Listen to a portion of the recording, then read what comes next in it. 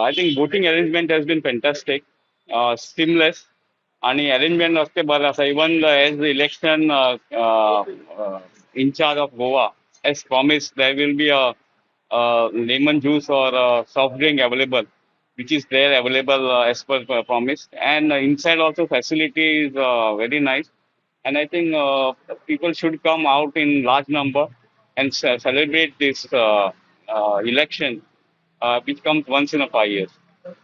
So I think hats off to the election commissioner for the very good arrangement and very good facilities, right for senior citizen to the even people with the special challenges. People also having a good facilities here.